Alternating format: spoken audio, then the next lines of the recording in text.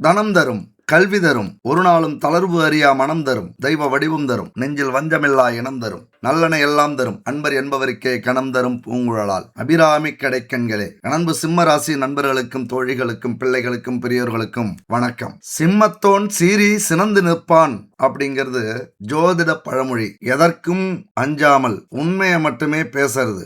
எல்லாரிடத்திலும் ஒரு அன்பு. ஆனா வீட்டுல ஒரு தலைவர் அப்படிங்கிற குணம். அது கடைக்குட்டி தம்பியா இருந்தாலும் சரி, அந்த வீட்டுல சிம்ம ராசிக்காரங்க இருந்தாங்கன்னா அவங்க தான் அண்ணன் அக்கா. அப்ப உங்களுடைய அதிகப்படியான அந்த வீரம், அந்த தைரியம் இருக்குல்ல, எப்பொழுதுமே உங்களை எல்லா விஷயத்திலுமே அது காப்பாற்றும். அதிகப்படியான கட்டுப்படுத்த முடியாத அன்பு சில நேரத்துல உங்களை காப்பாத்தாது. வீரம் காப்பாத்தும், கட்டுப்படுத்த முடியாத அன்பு உங்களை கைவிடும். அதாவது நீங்க காட்டுற அன்பு இருக்குல்ல, அது உங்களுக்கே துரோகத்தை திருப்பி கொடுக்கும். ஏன்னா அதீத அன்பு வச்சிருவீங்க.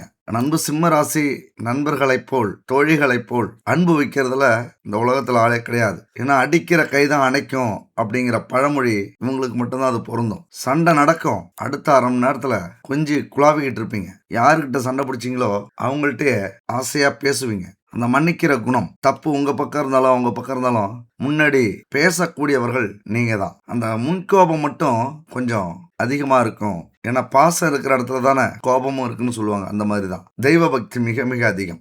அன்பு சிம்ம ராசி நண்பர்களுக்கு சனி பகவான் இதுவரைக்கும் கண்டச்சனியாக இருந்த சனி பகவான் தற்போது அஷ்டம சனியாக மாறி இருக்கிறார். இது வரைக்கும் எப்படி இருந்திருக்கும் அப்படின்னா, குடும்பத்துல சண்டை சச்சரவு, கொஞ்சம் கோபம் இதெல்லாம் இருந்திருக்கும். வீட்டை விட்டு வெளியில தான் எப்பொழுதுமே இருப்பீங்க. ஹோட்டல்ல சாப்பிடுவீங்க. நண்பர்கள் தான் முக்கியம்னு வெளியில போவீங்க. வீட்டுக்கு வர்றதுக்கே உங்களுக்கு பிடிக்காது. ஏன்னா குடும்பத்தில் உள்ளவங்க தான் உங்களுக்கு எதிரியா தெரிவாங்க. அது உங்களுக்கு மிகப்பெரிய ஒரு மன உளைச்சலா ஏற்பட்டு வெளியிலே இருக்கிறது. வெளியூர்ல தங்கிட்டு வேலை செய்யறது, அல்லது கிராமமா இருந்தா வீட்டுக்கே வராம ஏதாவது நிலம் இருக்கும், வயல் வாய்க்கால் இருக்கும், அங்க மரத்தடியிலே தங்கிக்கிறது, இல்லை கொட்டா போட்டு தங்கிக்கிறது. இப்படி இந்த ஒரு 2.5 வருஷத்துக்கு வீட்டோட ஒட்டாம இருப்பீங்க. நான் பிடிச்ச முயலுக்கு தான் 3 காலு அப்படிங்கிற பிடிவாதம் இருந்திருக்கும். சில நேரத்தில் நிறைய உங்களை வச்சு பயணம் அனுபவிச்சவங்க இப்போ உங்களை தூக்கி எறிஞ்சிருப்பாங்க. அவங்க முகத்தில் முழிக்கவே கூடாது அப்படின்ட்டு விலகியும் இருப்பீங்க. இந்த மாதிரியான காலகட்டத்தில் வாக்கிய பஞ்சாங்கப்படி சனி பயிற்சி உங்களுக்கு எப்படி இருக்க போகுது? திருக்கணித பஞ்சாங்கப்படி சனி பயிற்சி வந்து 10 மாசம் ஆயிடுச்சு. ஆனா வாக்கிய பஞ்சாங்கப்படி இப்பதான் வந்திருக்கு.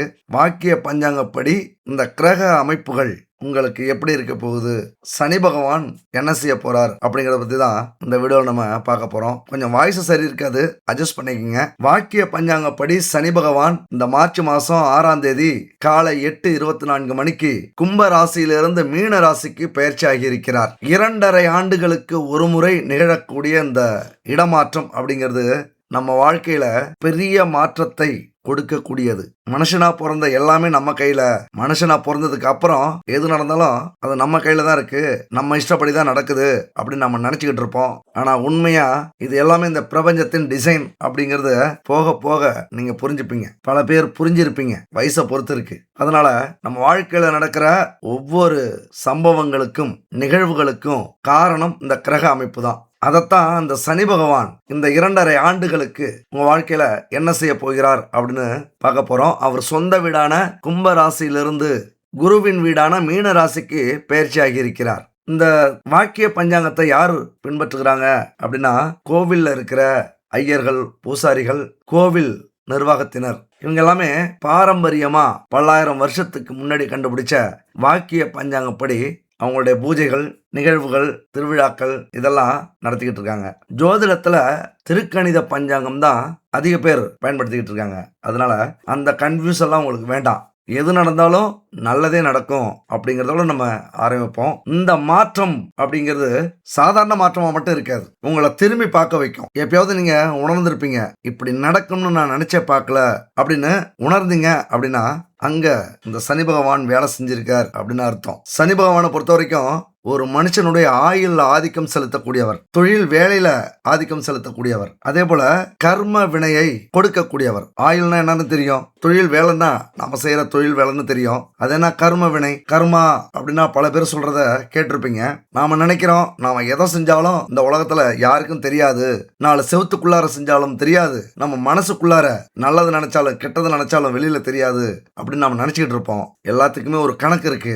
அதை விட இன்னொரு முக்கியமான விஷயம்னா இறைவனுடைய அந்த டிசைன். நீங்க அப்படி நினைக்கணும்னு இருக்கிறதுனால தான் இங்க நினைக்கிறீங்க அப்படின்னு கூட சொல்லலாம். சில பேருடைய வாழ்க்கை முன்பே எழுதி வைக்கப்பட்டது. அதனாலதான் நம்ம நல்லவங்களா சில பேருக்கு இருக்கோம், கெட்டவங்களா சில பேருக்கு இருக்கோம், நல்லதை சில பேருக்கு செய்யறோம், கெட்டதை சில பேருக்கு செய்யறோம். ஆனா சிலருடைய வாழ்க்கை, நீங்க நல்லா இருந்தீங்க அப்படின்னா அடுத்து உங்களுக்கு நல்லது நடக்கும், நீங்க கெட்டவங்களா இருந்தீங்க கெட்டது செஞ்சீங்கன்னா அடுத்து உங்களுக்கு கெட்டது நடக்கும் அப்படிங்கிறது மாதிரியும் எழுதி வைக்கப்பட்ட விதியாக இருக்கும். அதுக்கு பேர் தான் கர்மா.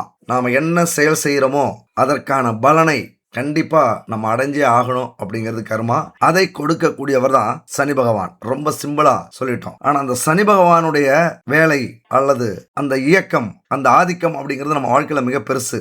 ஏன்னா ஒரு மனுஷனுடைய வாழ்க்கையில 2.5 வருஷம் ஆதிக்கம் செலுத்துவார். 12 வீடுகள் அப்படின்னா நம்மளுடைய உடல், எண்ணம், அழகு இதெல்லாம் சொல்லக்கூடிய ஒரு வீடுன்னா நம்மளுடைய பணம், குடும்பம், வாக்கு இதை சொல்லக்கூடிய ஒரு வீடு, தாய் உறவுகள் அதை சொல்லக்கூடிய ஒரு வீடு, நமக்கு இருக்கிற சொத்து, நம்ம வாங்கக்கூடிய சொத்து, வாகனங்கள், கற்ற வீடு இதை சொல்லக்கூடிய ஒரு வீடு, நமக்கு இருக்கிற குடும்பம், பாரம்பரியம், நம்முடைய குழந்தைகள் இதை சொல்ற ஒரு வீடு, இப்படின்னு 12 வீடுகள் இருக்குல்ல. இந்த 12 வீடுகள்லயும் 2.5 வருஷத்துக்கு ஒரு வீட்டுல இவருடைய ஆதிக்கம் இருக்கும். எல்லா கிரகங்களும் 1 வருஷம் இருக்கும், அது குரு பகவான். 1.5 வருஷம் இருக்கும், அது ராகு கேது பகவான்கள்.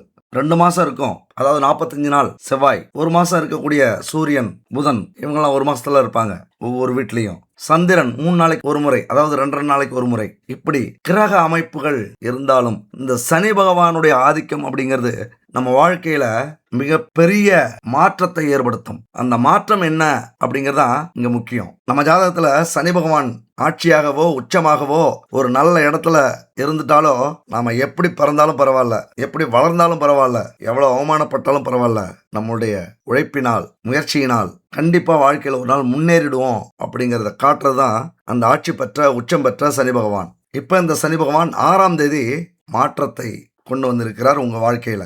சனி பகவானை பார்த்து எல்லாரும் பயப்படுவாங்க. ஐயோ அது நடந்துடுமோ, இது நடந்துடுமோ, அதை பண்ணிடுவாரோ, இதை பண்ணிடுவாரோ அப்படின்னு. பயப்பட வேண்டிய அவசியமே கிடையாது. தர்மம் தவறாமல் நேர்மையுடனும் ஒழுக்கத்துடனும் நியாயம் உணர்வுடனும் வாழ்பவர்களை இந்த சனி பகவான் கருணை பார்வையோடு அத்தனை நல்ல விஷயங்களையும் செஞ்சு கொடுப்பார். தர்மமும் ஒழுக்கமும் தவறியவர்களை சனி பகவான் தண்டிக்காம விடமாட்டார். ஆனா நேர்மையா இருக்கிறவங்க இங்க பயப்பட வேண்டிய அவசியம் இல்லை. ஆனா யார் நேர்மையா இருக்கிறாங்க, இங்க யாருமே கிடையாது. அப்ப நம்ம என்ன நினைப்போம், யாருக்கு நம்ம துரோகம் பண்ணோம், யாருக்கு கெடுதல் பண்ணோம், யார் வாழ்க்கையை கெடுத்தோம், நமக்கெல்லாம் இப்படி நடக்குது அப்படின்னு எல்லாரும் வருத்தப்படுவோம். 100 பேர் இருக்கோம்னா 100 பேரும் வருத்தப்படுவோம். அப்ப யார் தாயா நேர்மையா இருந்தது? அப்ப யாருக்குமே நல்லது செய்யலையா சனி பகவான்? அப்ப யாருமே நல்லவங்க இல்லையா? கண்டிப்பா இல்லதான். 100% சொக்க தங்கம் அப்படின்னு சொல்லக்கூடிய மனிதர்கள் இங்க யாருமே கிடையாது. அதனாலதான் எல்லார் வாழ்க்கையிலையும் இந்த சனி பகவான் அவருடைய கர்ம வினையை தீர்த்து கொண்டிருக்கிறார். எல்லா வாழ்க்கையிலையும் கஷ்டம், துன்பம், துயரம், விபத்து, நோய், கடன் பிரச்சனை, லட்சக்கணக்கான பிரச்சனைகள் எல்லாருக்கும் வர்றதுக்கு காரணமும் அதுதான். அப்ப நீங்க நல்லவங்களா கெட்டவங்களாங்கிறதுலாம் முக்கியம் இல்லை. இங்க ஒவ்வொரு பிரச்சனையும் எப்படி பாக்குறீங்க, வாழ்ற வாழ்க்கையில எந்த அளவுக்கு நேர்மையா இருக்கீங்க, முடிஞ்ச வரைக்கும் யாருக்கும் துரோகம் பண்ணாம உங்களுடைய உழைப்பினால் கிடைக்கக்கூடிய பலனை மட்டும் அனுபவிச்சுட்டு இருக்கீங்களா, அவ்வளவுதான். அதனால இங்க சனி பகவான் வந்துட்டாரு, கெட்டவங்க மட்டும் தான் வருத்தப்படணும், நல்லவங்க எல்லாம் கவலைப்பட வேண்டிய அவசியம் இல்லை அப்படின்னா இங்க பொதுவான விஷயம் என்னன்னா, எல்லாருமே ஒரு சில நேரத்துல தப்புகள், தவறுகள், ஒழுக்கக்கேடுகள் அல்லது துரோகங்கள் ஏதாவது ஒரு சூழ்நிலையில யாருக்காவது நம்ம பண்ணிடுவோம். நமக்கு நம்ம நல்லவங்க தான், ஆனா அடுத்தவங்களுக்கு நம்ம பல வகையில இருப்போம். அந்த நேரத்துல மனம் வருந்தி நம்மளை திட்டினாலும் சரி, நம்ம மேல பொறாமப்பட்டாலும் சரி, நம்மளை கெடுக்குன்னு நினைச்சு ஏதாவது செஞ்சாலும் சரி, இந்த சனி பகவானுடைய கர்ம வினையில நம்ம சிக்கிப்போம். இன்னொரு முக்கியமான விஷயத்தை நீங்க புரிஞ்சுக்கணும். சனி பகவானுடைய இந்த கர்மா எப்படி இருக்கும், எப்படி வேலை செய்யும் அப்படிங்கிறத முதல்ல புரிஞ்சுங்க. கொஞ்சம் லேட்டாக தான் ஆகும், வீடியோ கொஞ்சம் பெருசாக தான் இருக்கும். அட்ஜஸ்ட் பண்ணி கடைசி வரைக்கும் பார்க்குறீங்க அப்படின்னா உங்கள் வாழ்க்கையில் யதார்த்த உண்மையை புரிஞ்சுக்கிட்டு அதுக்கப்புறம் எதை பற்றியுமே கவலைப்படாமல் அப்படி ஜாம்னு உங்கள் வாழ்க்கையை நடத்துவீங்க. கடைசி வரைக்கும் ஸ்கிப் பண்ணாமல் பாருங்கள். சனி பகவான் இந்த கர்ம வினையை எப்படி பற்றிக்க போகிறார் அப்படின்னு பார்த்தீங்கன்னா, ஒரு போர் விதின்னு ஒன்று இருக்குது. அந்த போர் காலம்தான் அந்த காலம். உண்மையா என்ன சொல்லணும் அப்படின்னா, போர் வந்தாச்சு, ஓடவும் முடியாது, ஒளியவும் முடியாது, சண்டை செய்யற காலம், சண்டை செஞ்சே ஆகணும். இந்த காலகட்டத்தை பொறுத்த வரைக்கும் யுத்தத்துக்குள்ளார நீங்க வந்துட்டீங்க. உங்களை சுத்தி தான் இங்க போர் நடக்க போகுது. ஒரு போர்ல நீங்க இருக்கிறதா நினைச்சுக்கங்க. வாழ்க்கையே அப்படிதான், மனுஷ வாழ்க்கையே அப்படிதான். சில பேருக்கு கொடுத்து வச்சிருப்பாங்க. அவங்களாம் உள்ள வந்த உடனே, அதாவது பிறந்த உடனே எல்லாமே நல்லா இருக்கும். கஷ்டப்படாம வாழ்ந்துட்டு பெத்தவங்க சேர்த்து வச்ச சொத்துல வளர்ந்துட்டு அப்படியே கஷ்டத்தையே பார்க்காம போயிடுவாங்க. நம்ம வாழ்க்கை அப்படி கிடையாது. அதனால இப்ப நீங்க போர்ல இருக்கீங்க. போர்ல ஒரு வழக்கு மொழி இருக்கு. அதுதான் முக்கியமான விஷயம். நோ கார்ட்டர் அப்படிங்கிற மொழி அது இங்கிலீஷ்ல. குவார்ட்டர்ல நோ கார்ட்டர். உடனே அவங்க நினப்பு அங்கே போகுது இல்ல. நோ கார்ட்டர் அப்படின்னா போர் நடக்கும்போது சரணடைகிறவங்கள நம்ம என்ன சொல்லுவோம், போர் கைதிகள் அப்படின்னு சொல்லுவாங்க. அதில் ஒரு விதி என்னன்னா, சரணடைகிறவங்கள கொல்லக்கூடாது, அவங்கள கைது பண்ணி சிறையில் அடைக்கணும், அவங்கள பாதுகாக்கணும் அப்படிங்கிறது போர் விதி. ஆனால் இந்த நோ கார்ட்டர் அப்படிங்கிற ஒரு கொடூரமான விதி அங்கே இருக்கு. அதாவது போர் நடக்கும்போது ஒரு நாடு நோ கார்ட்டர் அப்படின்னு அறிவிச்சிட்டா அந்த நாட்டை எதிர்த்து போராடுகிற வீரர்களுக்கு எப்பொழுதுமே மன்னிப்பு கிடையாது. மரணம் ஒன்றுதான், மரணம் நிச்சயம். அங்க போர் விதி செயல்படாது. வலிமை இருக்கிறவன் புழைச்சிக்கலாம், வலிமை இல்லாதவனுக்கு மரணம் 100% உண்டு. அதனால அந்த போர் எப்படி இருக்கும், இன்னும் உக்கிரமமா இருக்கும். நாம தான் சாவ போறோமே, இன்னும் 4 பேரை கொன்னுட்டு சாவோம் அப்படின்னு யாராவது நினைச்சிட்டாங்க அப்படின்னா எவ்வளவு கொடூரமா அந்த களம் இருக்கும் அப்படின்னு பாருங்க. மரணம் ஏற்படுற வரைக்கும் அந்த மனிதன் போராடுவான், போராடிக்கிட்டே இருப்பான். அங்க என்ன நடக்கும், ரத்த ஆறு ஓடும். கடைசி மூச்சு இருக்கிற வரைக்கும் அந்த போராட்டம் தொடரும். ஏன்னா அங்க போராடித்தான் ஆகணும், சாவதான் போறோம், அதுக்கு முன்னாடி 2 பேரை கொண்டுட்டு சாவுங்கிற அந்த எண்ணம். அது மாதிரி தான் நோ கார்ட்டர் அப்படிங்கிறது உங்க வாழ்க்கையில எப்பொழுதுமே இருக்கு. ஆனா இப்ப அது கன்ஃபார்ம். இந்த போர்ல இருந்து நீங்க தப்பிக்கவே முடியாதுங்க. பயமுறுத்துறன்னு நினைக்காதீங்க. இழப்பதற்கு எதுவும் இல்லை, எல்லாமே முடிஞ்சிச்சு. இனிமே என்ன செய்யணும், நீங்க யாரே செட்டிங்கா முடிஞ்ச முன்னாடி வாங்கலான்னு தில்லா நின்று சண்டை செஞ்சே ஆகணுங்க. அதனால யாருக்கு இந்த நோ கார்ட்டர் அப்படிங்கிற இந்த போர் விதி இருக்கோ இல்லையோ, செயல்பட போகுதோ இல்லையோ, கண்டிப்பா அஷ்டம சனி வரக்கூடிய சிம்ம ராசி நண்பர்களுக்கும் தோழிகளுக்கும் உண்டு. ஆனா என்னன்னா, எதுவுமே நடக்காத மாதிரி நீங்க இருந்துக்கணும். இடியே விழுந்தாலும் அசராம உங்க வேலையை நீங்க பார்த்துக்கிட்டு இருக்கணும். எவன் பேசினாலும் கண்டுக்கவே கூடாது, யார் திட்டினாலும் கண்டுக்கவே கூடாது. அதாவது டோட்டலாவே இது வரைக்கும் நீங்க சிங்கமா இருந்திருக்கலாம், அது தப்பு கிடையாது. அப்பதான் இந்த ஊர்ல வாழ முடியும். எலி பூனையா இருந்தோம்னா கண்ட நாயெல்லாம் துரத்திக்கிட்டு இருக்கும். அதனால சிங்கமா இருக்கிறதுல இது வரைக்கும் இந்த இதுல தப்பு கிடையாது. ஆனா இன்னும் 2.5 வருஷத்துக்கு கொஞ்சம் நடிக்கணும் நீங்க, அவ்வளவுதான். அதாவது பூனை மாதிரி எதுவுமே தெரியாத மாதிரி நடிக்க வேண்டிய காலகட்டம். நடிக்கிறதுல தப்பே கிடையாது, பதுங்கிறதுல தப்பே கிடையாது. கொஞ்சம் பதுங்கி வாழுங்க, கொஞ்சம் அமைதியா இருங்க. இந்த காலகட்டத்தில் நண்பர்கள் எப்படி, உறவினர்கள் எப்படி, யார் நல்லவங்க யார் கெட்டவங்க நிறைய பேச விடுங்க, நிறைய தெரிஞ்சுப்பீங்க. எப்படியெல்லாம் உங்களை பத்தி யாரெல்லாம் என்ன நினைச்சிக்கிட்டு இருக்காங்க அப்படிங்கறத நிறைய தெரிஞ்சுப்பீங்க. அதாவது கெட்டதுலயும் ஒரு நல்லது நடந்திருக்குப்பா அப்படின்னு சொல்லுவோம்ல, இவனெல்லாம் நான் என்ன நினைச்சேன், எவ்வளவு நல்லவன்னு நினைச்சேன், ஆனா ரொம்ப நல்லவனா இருக்கான் அப்படிங்கறத புரிஞ்சுப்பீங்க. அதனால என்ன எது நடந்தாலும் அமைதியா இருங்க. ஏன்னா அஷ்டம சனி அப்படின்னாலே நம்ம என்ன செய்யணும், என்னதான் புலி சிங்கமா இருந்தாலும் பூனையா நடிக்க ஆரம்பிச்சிடணும், தந்திரத்தை பயன்படுத்த ஆரம்பிக்கணும். ஏன்னா 7.5 சனியை விட அஷ்டம சனி அப்படிங்கிறது மிக சோதனை கொடுக்கக்கூடியது. கஷ்டமானதெல்லாம் சொல்ல மாட்டேன், ஏன் நெகட்டிவா நம்ம பேசிக்கிட்டு, சோதனை கொடுக்கக்கூடியது, ரொம்ப வீண் வம்புக்கு வரக்கூடியது. உங்களுக்கு தான் தெரியுமே, வந்த சண்டையை விடுறதில்ல, தானா சண்டைக்கு போறதில்ல. அந்த குணத்தை இந்த காலகட்டத்துல மனசுல வச்சுக்கோங்க. வீண் வம்பு சண்டைக்கு இந்த அஷ்டம சனி வரப்போகுது. 7.5 சனினா 3 பிரிவா நமக்கு சோதனை கொடுக்கும். விரைச்சனி, ஜென்மச்சனி, பாதச்சனி அப்படின்ட்டு. ஆனா அந்த அஷ்டம சனிங்கிறது 7.5 வருஷத்துல கிடைக்கக்கூடிய பலன் எல்லாத்தையும், சோதனை எல்லாத்தையும், கஷ்டங்கள் எல்லாத்தையும் 2.5 வருஷத்துல கொடுக்கறது தான் அஷ்டம சனி. அப்ப என்ன பாதிப்பு வரும், என்ன பாதிப்பு வரும்னு சொல்லக்கூடாது, என்ன யோகம் வரும்.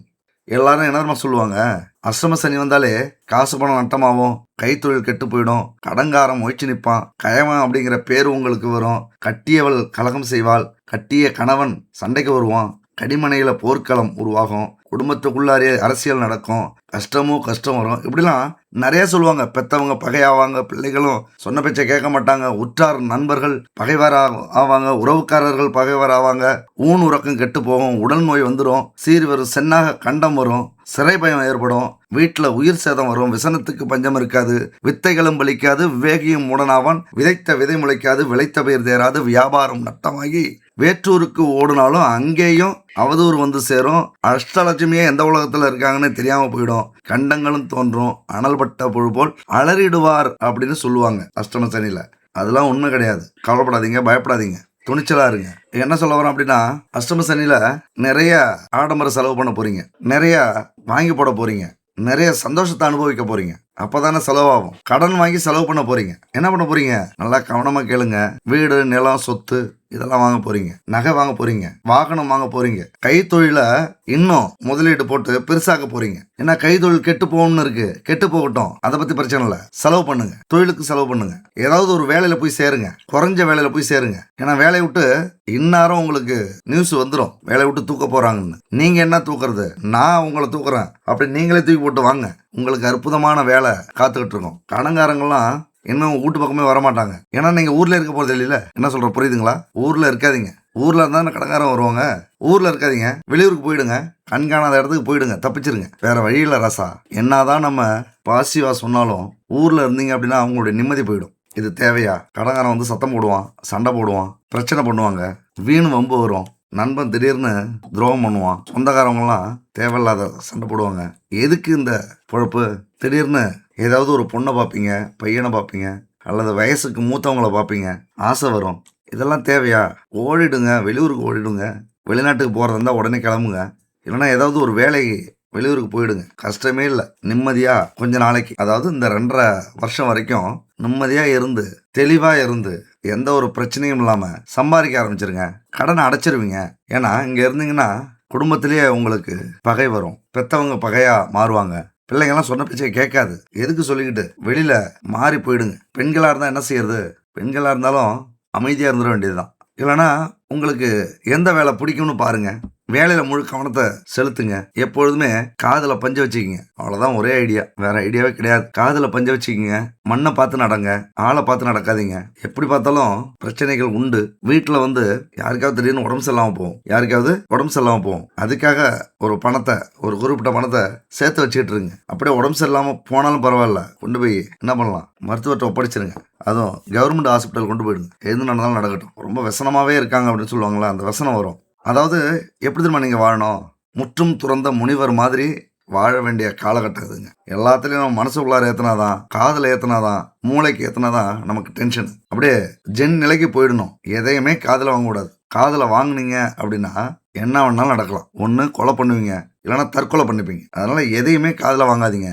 ஒரே ஒரு ஐடியா தான். இந்த காலகட்டத்தில் மட்டும் நிறைய அனுபவங்கள் உங்களுக்கு கிடைக்கும். ஏன்னா மன அழுத்தம், பண இழப்பு, உடல்நல குறைவு, எதிர்பாராத வாழ்க்கை மாற்றம், திடீர்னு கணவன் மனைவிக்குள்ளார பிரச்சனை வந்து பிச்சுக்கிட்டு போறது, இது எல்லாமே ஒரு கர்ம வினையும் தான் அப்படின்னு நீங்க புரிஞ்சுக்கணும். ஏன்னா பயமுறுத்துறனா இல்லை குழப்பறனான்னு தெரியாம யோசிக்கிறீங்களா? அதெல்லாம் இல்லை. ஒன்று மட்டும் புரிஞ்சுக்கணும், இதெல்லாம் கர்மா, நமக்கு நடக்கணும்னு இருக்குது, அதனால நடக்கட்டும், எது நடந்தாலும் ஏத்து அப்படிங்கிறத மைண்ட்ல வந்து வச்சுக்கிட்டு எது நடந்தாலும் அலட்சியப்படுத்தாதீங்க. அவ்வளவுதான். நீங்க பாட்டு அது என்ன நடக்குதோ அதுக்கு ஈடு கொடுத்துட்டே வாங்கலாம். ஓவர் டார்ச்சரா இருந்தா வெளியூருக்கு போயிடுங்க. நோய் வந்ததுன்னா ஹாஸ்பிட்டல் கொண்டு போய் காட்டுங்க. சண்டை வந்ததுன்னா அமைதியா இருங்க. கணவன் மனைவி நான் சொல்ல சொல்ல அமைதியாவே இருக்க, உம்முன்னு இருக்க, அழுத்தமா இருக்க அப்படிம்பாங்க. கண்டுக்காதீங்க. ஏன்னா பேசினாலும் வாயடிக்கிறாங்க அப்படிம்பாங்க, பேசலனாலும் அழுத்தமா இருக்காங்க, அம்மு குறவனாட்டம் இருக்காங்க அப்படிம்பாங்க.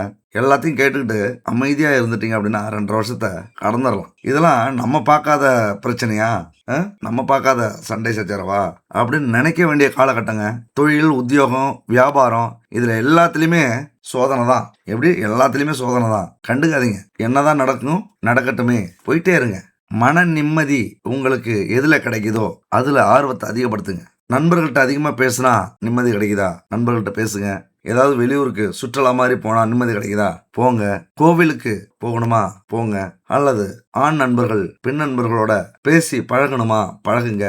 உங்களுக்கு எங்கேயாவது ஒரு நிம்மதி கிடைக்குமா அப்படிங்கிறது அங்க முக்கியம். ஏன்னா அஷ்டம சனி அப்படிங்கிறது சாதாரண சனி கிடையாது. நம்மளை சிக்கல்ல கொண்டு போய் விடும். போதைக்கு அடிமையாகுவீங்க. எப்படி? போதை. யாருமே கண்டுக்கல, யாருமே கவனிக்கல, ஒரே குழப்பம், ஒரே டென்ஷன், கடன்காரங்க தொல்லை தாங்க முடியல, வீட்டுலயும் தொல்லை தாங்க முடியல, ஏதாவது போய் சரக்கடி பொண்ணு போய் அடிச்சிருவீங்க. அடிங்க, லைட்டா அடிங்க. கொஞ்ச நேரம் அடிச்சுட்டு நிம்மதியா வீட்டுல வந்து படுத்துங்க. யாருக்கிட்டையும் சண்டை சச்சரவுங்கிறதே போவாதீங்க. நாம சிங்கங்கிறத கொஞ்ச நாளைக்கு மறந்து வாழுங்க. பதுங்கி வாழுங்க. ஏன்னா இங்கே சரக்கு அடித்தாதான், போதை போட்டால் தான் நிறைய பேருக்கு வீரம் வரும். உங்களுக்கு போதை போட்டால் தான் வீரம் வராது. அதுக்கு முன்னாடியே உங்களுக்கு வீரம் உண்டு. போதை போட்டிங்க அப்படின்னா என்ஜாய் பண்ணுங்க, ஜாலியாக வீட்டில் வந்து படுத்துக்குங்க. அது தப்பு கிடையாது. ஓவராக ஆகக்கூடிய வாய்ப்புகள் உண்டு. அதே போல் கணவனை விட்டு பிரிஞ்சவங்க, கணவனை இழந்தவங்க, மனைவியை விட்டு பிரிஞ்சவங்க, மனைவியை இழந்தவங்க இந்த காலகட்டத்தில் கல்யாணம் பண்ணிக்கலாம். ஏன்னு கேளுங்களேன், இந்த காலகட்டத்தில் நம்ம அவமானப்படணும்னு இருக்குது. எந்த ஒரு அவமானத்துக்குமே வேரண்டின்னு ஒன்று உண்டு, எக்ஸ்பிரி டேட்டுன்னு ஒன்று உண்டு. 1 வருஷம்தான். அதுக்கு மேலே அந்த அவமானம்லாம் தாக்கு பிடிக்காது. கணவனை இழந்த பெண்கள்லாம் கவலைப்படாதீங்க. உங்களுக்கு பிடித்த கணவனை, உங்களுக்கு பிடித்த மனைவி இழந்த கணவன்கள் நிறைய பேர் இருக்காங்க. அவங்களுக்கு ஒரு வாழ்க்கையை கொடுங்க. நல்லவங்க யாருன்னு தேடி பிடிங்க. அவங்களுக்காக வாழறதுக்கு ஆரம்பிங்க. தனியாக இருக்கிறத விட 2வது கல்யாணம் பண்ணிக்கிறது ரொம்ப ரொம்ப மேல். ஏன்னா இதுவே உங்களுக்கு பெரிய மன உளைச்சலாக இருக்கும். டெய்லியும் 10 பேர் டிஸ்டர்ப் பண்ணிக்கிட்டே இருப்பாங்க. உங்களுக்கே விருப்பம் இல்லைனாலும் டிஸ்டர்ப் பண்ணிக்கிட்டே இருப்பாங்க. அதுக்கு 2வது திருமணம் பண்ணிக்கிறது தப்பே கிடையாது. அந்த மாதிரி பண்ணிக்கும் போது என்ன பண்ணுவாங்க, இந்த அவமானம் இதெல்லாம் இப்போ கிடைக்கிறது தான். நான் என்ன சொல்கிறேன், இந்த அசிங்கம், அவமானம், சண்டை, சச்சரவுகள், இழப்புகள் இதெல்லாம் இந்த காலகட்டத்தில் வருது அப்படின்னா பாசிட்டிவாக எடுத்துங்க. 2 வருஷத்தில் எல்லாத்தையும் அனுபவிச்சுட்டு அதுக்கப்புறம் ஜாலியாக இருங்க. குடும்பத்தை என்ஜாய் பண்ணுங்க. என்ஜாய் பண்ணுற வயசு இது. அதனால் இந்த அவமானத்தை பற்றி கவலைப்பட்டீங்க அப்படின்னா நம்ம வாழ்க்கையை இழந்துருவீங்க. அடுத்தது இந்த படிப்பில் தடை வரும், உத்தியோகத்தில் தடை வரும், வியாபாரத்தில் தடை வரும், மற்றவங்களை பற்றி பேசுறது, நம்பிக்கையானவங்களே எதிரியாக மாறுறது, புறம் பேசுறது, இதெல்லாம் இந்த காலகட்டத்தில் நடக்கும். நிறைய பகையை சந்திச்சுப்பீங்க. பழைய பிரச்சனைகள்லாம் இப்போ வந்து நிற்கும். அதனால் ரொம்ப கவனமாக இருக்க வேண்டிய காலகட்டங்க. தாய் தந்தைகிட்ட மனம் விட்டு பேசுங்க. நண்பர்கள்ட்ட மனம் விட்டு பேசுங்க. நிறைய புத்தகத்தை படிங்க. உங்களுக்கு எதெல்லாம் நிம்மதியோ நான் சொன்ன மாதிரி அதெல்லாம் செய்யுங்க. அதிகம் கோவிலுக்கு போகிறதுக்கு முயற்சி பண்ணுங்க. ஏன்னா இந்த அஷ்டம சனினாலே மன அழுத்தம் அதிகமாக ஏற்படும். அது சம்மந்தப்பட்ட நிகழ்வுகள் நடக்கும். அதாவது பொங்கி வெடிக்கிறது மாதிரியான ஒரு சூழ்நிலை ஏற்படும். எல்லாமே பிரச்சனைனா என்ன பண்ண முடியும்? நைட்டில் தூங்க முடியாது. அளவுக்கு அதிகமான மன அழுத்தம். அப்போ இந்த 2.5 வருஷமும் தீய பலன்களை அனுபவிக்கணும்னு இருக்குது. அப்போ உங்களுக்கு பிடிச்சதை அனுபவிங்க. யார் ஏசுனாலும் கேட்காதீங்க, கண்டுக்காதீங்க. அதே நேரத்தில் யாருடைய அனுமதி இல்லாமலும் ஒரு பொருள் மேலே, ஆண்கள் பெண்கள் மேலே, அல்லது வேலை மேலே, இடத்து மேலே, சொத்து மேலே, இப்படி யாருடைய அனுமதி இல்லாமல் சாபம் வாங்காதீங்க இந்த காலகட்டத்தில். அதாவது நீங்கள் எது வேணாலும் படலாம், அவமானப்படலாம், ஆனால் சாபம் வாங்கக்கூடாது. ஏன்னா ஏற்கனவே கர்மாவை அனுபவிக்கிறதுக்கு தான் இந்த 2.5 வருஷம் வந்திருக்கு. நம்ம புதுசாக கர்மா உருவாக்கிக்க கூடாது. புதுசாக கடனை உருவாக்க கூடாது. கடன், கர்மானாலே கடன் அர்த்தம். நம்ம எப்பொழுதோ வச்ச கடன் தான் இப்போ அடைச்சிக்கிட்டு இருக்கோம். மறுபடியும் கடன் வைக்கக்கூடாது. அதனால சிம்ம ராசியில் பிறந்துட்டாலே வீரம், தைரியம் இதெல்லாம் ரொம்பவே அதிகம். அஞ்சானஞ்சம் கொண்டவர்கள். அன்பு, பண்பு, மரியாதை, தெய்வ பக்தி இதெல்லாம் உண்டு. சூதுவாது தெரியாது. அதனாலே இது வரைக்கும் பல சிக்கல்ல மாட்டி இருப்பீங்க. எப்பொழுதுமே வீட்டில் திட்டு வாங்குறது அதனால தான். நடிக்க தெரியாது. மூஞ்சிக்கு நேரம் எதுவும் இருந்தாலும் பேசிடுவீங்க. ஆனால் உங்களை யாராவது புகழ்ந்து பேசுனாங்கன்னா அடிமையாயிடுவீங்க. புகழ்ந்து பேசி உங்களை காரியம் சாதிச்சிக்கலாம். அப்புறம் உங்களை திட்டுவாங்க, அப்புறம் உங்களை ஏற்று பேசுவாங்க, மதிக்க மாட்டாங்க. அப்போ இந்த மாதிரிலாம் இருக்கிற நீங்கள் அப்படியே டோட்டலாக இந்த காலகட்டத்தில் நடிக்க ஆரம்பிச்சிடும். அவ்வளோதான். எல்லா சூதுவாதையும் தெரிஞ்சுக்கிங்க. களவும் கற்றுமர அப்படிங்கிறது இந்த காலகட்டத்துக்கு உங்களுக்கு கண்டிப்பாக பொருந்தும். கெட்டவனாக தான் மாற போகிறீங்க. அதுக்கு சந்தோஷமாக அனுபவிங்க. யார் என்ன சொன்னாலும் கெட்டவன் ஆனாலும் நிறைய விஷயத்த புரிஞ்சுக்கிங்க. வீண் சண்டைக்கு போக மாட்டீங்க, வந்த சண்டையை விட மாட்டீங்க. அதனால வாழ்க்கையில பல தோல்விகளை இதுக்கு முன்னாடி பார்த்துட்டு வந்தாலும் இப்ப பல அனுபவங்களை பார்க்க போறீங்க. சிம்ம ராசியை பொறுத்த வரைக்கும் இதுதாங்க உண்மை. 35 வயது வரைக்கும் ஒரு ராஜா மாதிரி இருப்பீங்க. எங்க இருந்தாலும் உங்களுக்கு அந்த மரியாதை கிடைக்கும். கஷ்டப்பட வேண்டிய அவசியமே கிடையாது. நீங்க பார்த்தாலே போதும் மிரளுவாங்க வீட்டில். 35-40 வயசு வரைக்கும். அதுக்கப்புறம் கொஞ்சம் அடிபடுவீங்க, சோதனைக்கு உள்ளாவீங்க, நிறைய அனுபவம் வந்துடும். யானைக்கும் அடிசருக்கும் அப்படிங்கிறது உண்டு. அப்படிப்பட்ட காலம் எதுனா இந்த மாதிரி காலத்தில் தான் நம்ம அடிபடுறது. சிம்மராசி நண்பர்களும் தோழிகளும் இந்த அஷ்டம சனி காலத்தில் தான் உங்களுடைய வாழ்க்கையில் நிறைய அனுபவங்களை பெற்று மிகப்பெரிய ஆளாக மாற போகிறீங்க அப்படிங்கிறது தான் உண்மை. இந்த 2.5 வருஷம் போயிடுச்சுன்னா உங்களை அசைக்கிறதுக்கு ஆளே கிடையாது. ரொம்ப பக்குவப்பட்டிருப்பீங்க. எந்த பிரச்சனை வந்தாலும் சமாளிக்கக்கூடிய வலிமை வந்துடும். அதுக்கு மேலே நான் சிங்கம்லாம் சொல்ல மாட்டீங்க. அதுக்கு மேலே எப்படி தந்திரமாக வாழணும், எப்படி யாருக்கிட்ட பிழைச்சிக்கணும், யாருக்கிட்ட பேசணும் அப்படிங்கிற ஒரு சூட்சமும் உங்களுக்கு தெரிஞ்சிடும். இந்த உலகத்தில் உள்ள சூட்சமத்தை புரிஞ்சுக்கிறதுக்காகவே இந்த அஷ்டம சனி அப்படின்னு சொல்லலாம். குடும்பத்தில் கடினமான சூழல் ஏற்படும். பாசிட்டிவாக எடுத்துக்கங்க. இந்த நேரத்தில் கணவனோ மனைவியோ வந்து பேசுவாங்க. என்ன பேசுவாங்கன்னா சண்டை போடுறதுக்காகவே பேசுவாங்க. அவங்க நோக்கத்தை முதல்ல புரிஞ்சுங்க. அப்படியே பேச்சை நிறுத்திங்க. என்ன தேவை? நான் சண்டை போடுற மூடில் இல்லை. சண்டை போட்டு அம்மா வீட்டுக்கு போகணுமா, சண்டை போட்டு பாருக்கு போகணுமா, அதாவது மனைவியாக இருந்தால் அம்மா வீட்டுக்கு போகணுமா, கணவனாக இருந்தால் பாருக்கு போகணுமா, இல்லை ஊர் சுற்றணுமா, இல்லை பணம் வேணுமா, இப்படி என்ன தேவை, எதுக்காக சண்டை போடுறாங்க, ஸ்ட்ரைட் ஃபார்வர்டாக வந்துடுங்க. சண்டை போட்டுக்கிட்டு ஏச்சிக்கும் பேச்சுக்கும் தேவையில்லாத பேச்சை உருவாக்கிட்டு மனசில் நமக்கு தான் தெரியுமே எப்படியோ அவமானப்பட போகிறோம் இந்த நேரத்தில், அதுக்கு ஸ்ட்ரைட்டா என்ன அந்த முடிவுக்கே வந்துடலாமே அப்படின்ட்டு இப்படி கேட்டுருங்க. உங்கள் வாழ்க்கை துணையோட நல்லுறவு காட்டுறது இந்த காலகட்டத்தில் அவசியம். இப்போ ஏதாவது குடும்பத்தில் பிரச்சனைனா அது உங்கள் வாழ்க்கையவே பாதிக்கும். முடிஞ்ச வரைக்கும் பிரச்சனை இல்லாமல் அமைதியாக போயிடுங்க. நீங்கள் எவ்வளவு பெரிய ஆளாக இருந்தாலும் சரி, குடும்பத்தில் அமைதி அப்படிங்கிறது ரொம்ப ரொம்ப இந்த காலகட்டத்தில் முக்கியம். தோத்தாலும் பரவாயில்லங்கிறேன், பரவாயில்ல. தைரியம் இல்லாதவன் அப்படின்னாலும் பரவாயில்ல. கோழை அப்படின்னு சொன்னாலும் பரவாயில்ல. அதனால என்ன கோடி கோடியாக கொட்டுதா, நீ வீரன் அப்படின்னு சொன்னால் கோடி ரூபா உங்களுக்கு வரப்போகுதா? எல்லாமே ஒரு நாடகங்க. நம்மளை யார் புகழ்ந்து பேசினாலும் ஏதாவது ஒரு சுயநலம் இருக்கும். நம்மளை யார் பெருமையாக பேசினாலும் ஏதாவது ஒன்று இருக்கும். ஏதோ நம்மள்கிட்ட தேவைப்படுன்னு தான் அர்த்தம். அதனால இந்த காலகட்டத்தில் இந்த தோல்விக்கு அதெல்லாம் பயப்படாதீங்க. மனுஷங்களை இந்த 6 விஷயங்கள் ஆட்டி படைக்கும். சத்ரிபு அப்படின்னு சொல்லுவாங்க. இதனால நீங்க புரிஞ்சுக்கணுங்க. அதாவது 6 விஷயங்கள்னா ஆசைகள், கோபம், பேராசை, பற்று, பொறாமை, ஈகோ அப்படிங்கிற இந்த 6 விஷயங்களும் இந்த காலகட்டத்தில் உங்களுக்கு ஏற்படும்.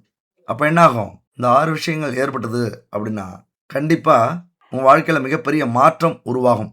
எந்த நேரத்தில் எது செயல்படும்னே தெரியாது, அப்படி செயல்படும். அப்படி இந்த 6 விஷயமும் நடந்துச்சு அப்படின்னா உங்கள் வாழ்க்கையில் தோல்வி கன்ஃபார்ம். அப்போ என்ன செய்வீங்க? வாழ்க்கையே தோல்வி அடைஞ்சது மாதிரி, வீணாக போனது மாதிரி, சேலை இருந்தது மாதிரி ஆயிடுவீங்க.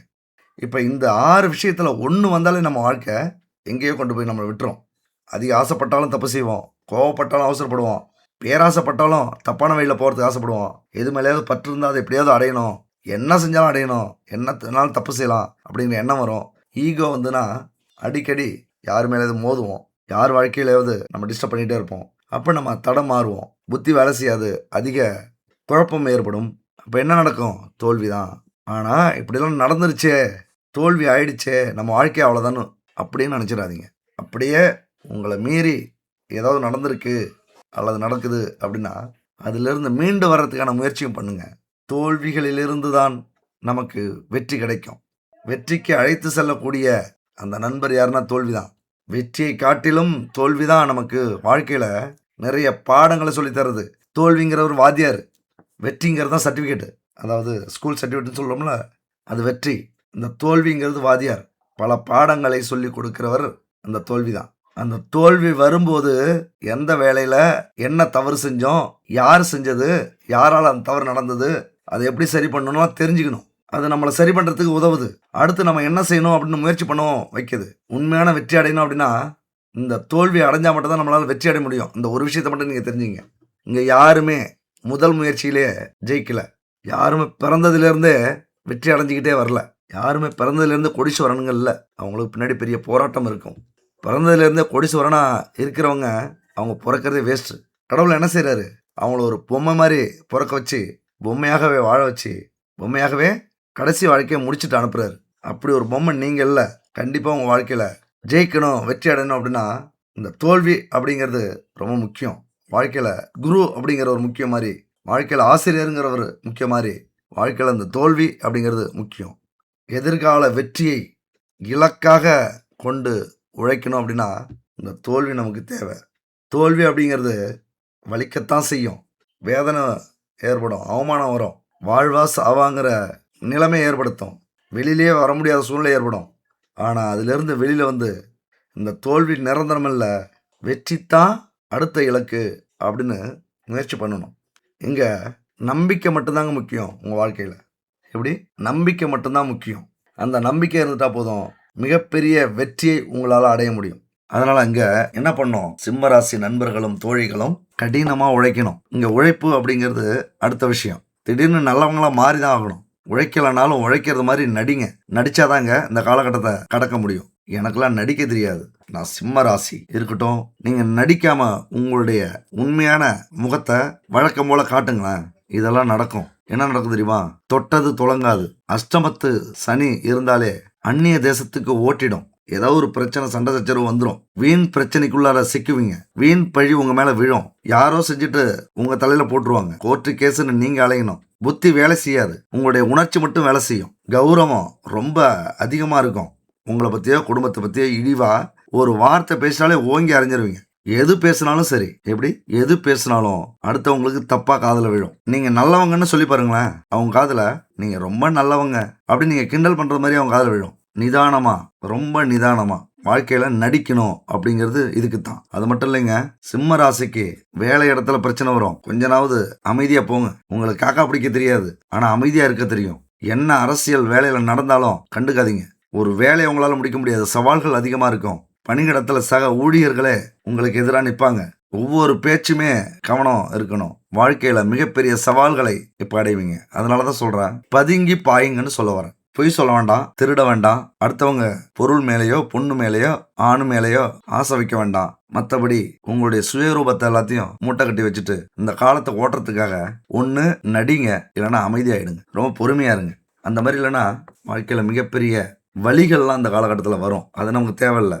நம்ம நெகட்டிவாவே அது நமக்கு தேவையில்லை. நம்ம நெகட்டிவா விட்டுட்டு பாசிட்டிவா எடுத்துக்கோம். அவருடைய பார்வை அப்படிங்கிறது ரொம்ப முக்கியம். 10வது வீட்டை பார்க்குறாரு. தொழிலில் மிகப்பெரிய சவால்கள் காத்திருக்கு. எல்லாத்துக்கும் ஒரு தடை வரும், கண்டுக்காதீங்க. தடையை உடைச்சி ஏதோ ஒரு தொழில், ஏதோ ஒரு வேலை, ஏதோ ஒரு முதலீடு அப்படி கொண்டு வாங்க. குடும்பத்துல சோதனை, குடும்பத்துல பணம் வரதுல தடை, உங்களுடைய வார்த்தையில வேணும்னே சித்தரிப்பாங்க. தப்பு தப்பா எது பேசினாலும் அது தப்பா மாறும். கேர்ஃபுல்லா இருங்க. உங்களுடைய குழந்தைகள் சில அவமானங்கள், சொன்ன பேச்சை கேட்காது.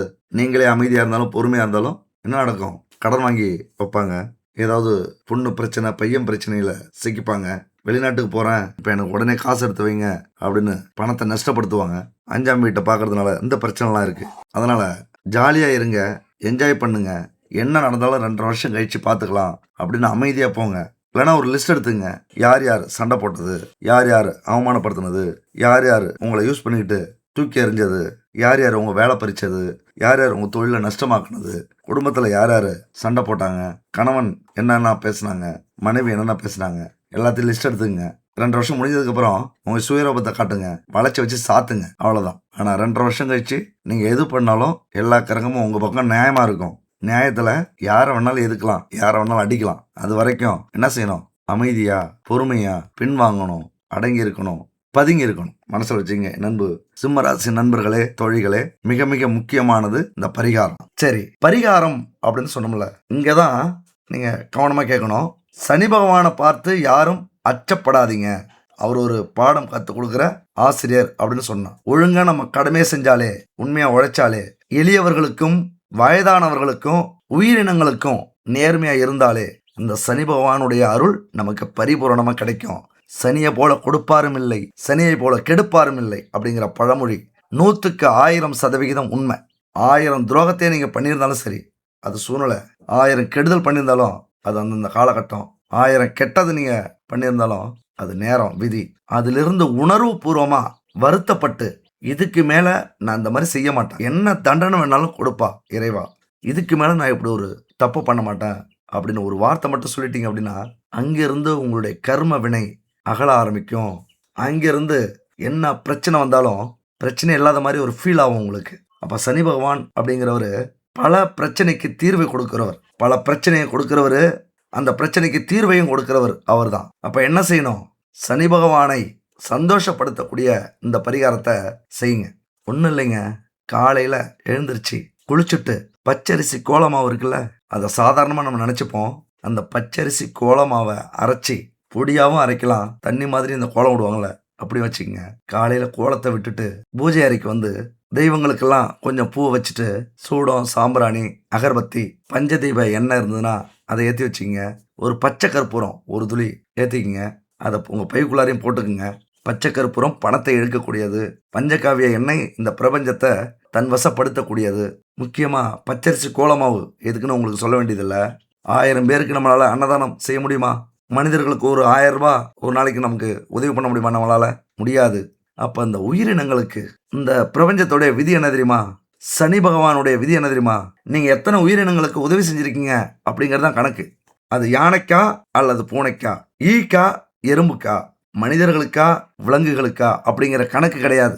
அதுதான் நமக்கு சனி பகவான் கொடுத்திருக்கிற மிகப்பெரிய பாக்கியம். 1000 மனிதர்களுக்கு செய்யக்கூடிய அன்னதானம் இருக்குல்ல, 1000 எறும்புக்கள், பூச்சிக்கள் அன்னதானம் செஞ்சது மாதிரி இந்த பச்சரிசி கோலமாவால கோலம் போடுறது வீட்டு வாசல்ல 33 கோடி தேவர்களை நம்ம வீட்டுக்கு அழைக்கிறது எவ்வளவு பெரிய புண்ணியம் தெரியுமா?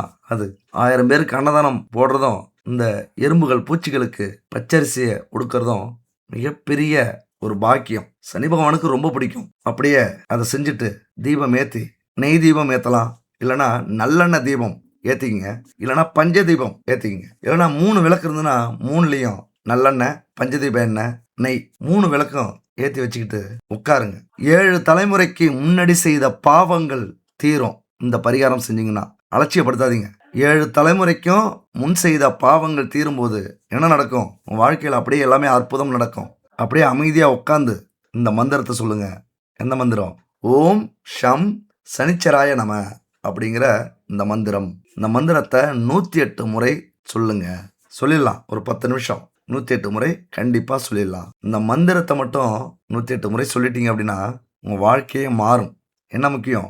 நான் சொன்ன அத்தனை பொருட்களும் முக்கியம். பச்சரிசி கோலமாவு, சூடம் சாம்பிராணி அகர்பத்தி, பஞ்சதீப எண்ணெய், நல்லெண்ணெய், நெய், பச்சை கற்பூரம். பையில போட சொன்னால பணம் எங்கே இருந்தாலும் உங்களை நோக்கி பாயும். வேலையில் தொழிலில் எப்பொழுதும் அந்த பச்சை கற்பூரத்தை பர்ஸில் வச்சுக்கிங்க. இந்த பச்சரிசி கோலமாவு கட்டி சொன்னல, அது எப்படி நாங்கள் டெய்லியும் அரைச்சி போட முடியுமா அப்படின்னா, சரி எத்தனை நாளுங்க? முடிஞ்சா 48 நாள், அல்லது 27 நாள், அல்லது 18 நாள், அல்லது 9 சனிக்கிழமை. நல்லா இதை மைண்டில் வச்சுக்கங்க. இத்தனை நாள் உங்களால் என்ன முடியுதோ செஞ்சு பாருங்க. முதல்ல 9 நாட்கள் எடுத்துக்கங்க, செஞ்சு பாருங்க. மாற்றம் வருது அப்படின்னா அடுத்தது 18 நாள் செய்யுங்க. மாற்றம் கொஞ்சம் அதிகமாக இருக்குது அப்படின்னா அடுத்து 27 நாள் செய்யுங்க. மாற்றம் 48 நாள் செய்யுங்க. மிகப்பெரிய மாற்றம் உங்கள் வாழ்க்கையில் 100% நடக்கும். இந்த பச்சரிசி கோலமாவு 48 நாள் அரைச்சி கோலம் போட முடியுமா அப்படிங்கிற எண்ணம் உங்களுக்கு வரலாம். கவலைப்படாதீங்க. பச்சரிசி கோலமாவு கட்டி தண்ணியில் கரைச்சி நீங்கள் யூஸ் பண்ணிக்கலாம். 9 பூஜை பொருட்கள் அதில் கலந்து, இங்கே பாருங்கள், நம்பர் இருக்கு பாருங்கள், 9043688626 ஜெய்சான். அத்தனை பூஜை பொருட்களும் எங்கள்கிட்ட இருக்குது. பச்சரிசி கோலமாவு கட்டி, பச்சரிசி கோலமாவு பவுடர் எல்லாம் மண்ணாலையும் கலர் பொடியாலையும் நம்ம கோலம் போடுறோம். ஒரு புண்ணியமே இல்லை. இவங்கள்ட்ட பச்சரிசி கோலமாவு பவுடர்னு இருக்குது, பச்சரிசி கோலமாவு கட்டி கரைச்சி போடுற அதுவும் இருக்குது. யூஸ் பண்ணி பாருங்கள். அது மட்டும் இல்லை, உணவு சம்மந்தப்பட்ட அத்தனை பொருட்களும் பாரம்பரியமான தானியங்கள், மூலிகைகள் இது கலந்த அத்தனை பொருட்களும் இருக்குது. வெப்சைட்டில் போய் செக் பண்ணி பாருங்கள். www.jaisan.in அப்படிங்கிற வெப்சைட்டில் போய் பாருங்கள். உங்களுக்கே பிடிக்கும். சுத்தமான நெய், சுத்தமான எண்ணெய், இப்படி சுத்தமான பாரம்பரியமான அத்தனை பொருட்களும் கிராமத்தில் இருந்து பண்ணி கொடுத்துட்ருக்காங்க. வாங்கி என்ஜாய் பண்ணுங்க. சாமிக்கு தானே தரமில்லாத பூஜை பொருட்களாக பயன்படுத்தலாம் அப்படின்னு அலட்சியப்படுத்துனீங்க அப்படின்னா உங்களுக்கு கிடைக்கிற பலனும் குறைவாக இருக்கும். தரமான சுத்தமான பொருட்களை வாங்கி பயன்படுத்துறதுக்கு முயற்சி பண்ணுங்க. சரி, இப்படி இத்தனை நாள் 108 முறை சொல்றீங்க அப்படின்னா உங்களுக்கு வெற்றியை தவிர வேற எதுவுமே இல்லை. வெற்றி மட்டும்தான். உங்கள் வாழ்க்கையில் எல்லாமே சந்தோஷமாக நடக்கும், சுகமாக நடக்கும். இந்த சனி பயிற்சியை என்ஜாய் பண்ணுவீங்க. உங்கள் வாழ்க்கையில் எவ்வளவு பெரிய கஷ்டம், துன்பம், துயரம் இருந்தாலும் அத்தனையும் காணா போயிடும். இங்கே இதை செய்யணும் அப்படின்னா உங்களுக்கு என்ன வேணும்? நம்பிக்கை மட்டும்தான் வேணும். இது வரைக்கும் நீங்கள் பார்த்துருப்பீங்க, தன்னம்பிக்கை ரொம்ப முக்கியம். தன்னம்பிக்கை மட்டும்தான் வெற்றிக்கான ஒரே ஆயுதம். என்ன நம்புறீங்களோ இல்லையோ, உங்கள் அப்பா அம்மாவை நம்புறீங்களோ இல்லையோ, கணவன் மனைவியை நம்புறீங்களோ இல்லையோ, குழந்தைகளை நம்புறீங்களோ இல்லையோ, இந்த உலகத்தில் யாரை நம்புறீங்களோ இல்லையோ, கடவுளையும் கூட நம்புறீங்களோ இல்லையோ, உங்களை நீங்கள் நம்பினாலே போதும். அத்தனை பேரையும் நம்புவீங்க. அத்தனை நல்ல விஷயமும் உங்கள் வாழ்க்கையில் நடக்கும். கடலளவு கஷ்டம் வந்தாலும் கையளவு தன்னம்பிக்கை இருந்தால் போதும். கடைசியா என்ன சொல்லி முடிக்கிறேன் அப்படின்னா, தோல்விகள் வரும்போது துவண்டு விடாதீர்கள்.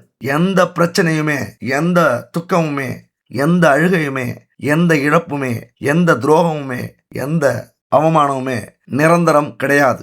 அசைக்க முடியாத தன்னம்பிக்கையோட மன வலிமையோட போராடுங்க. வெற்றி நிச்சயம். வெற்றி உங்கள் வசம். எப்பொழுதும் இந்த 5 துணைவர்களை உங்க கூட சேர்த்துக்குங்க. யாரு?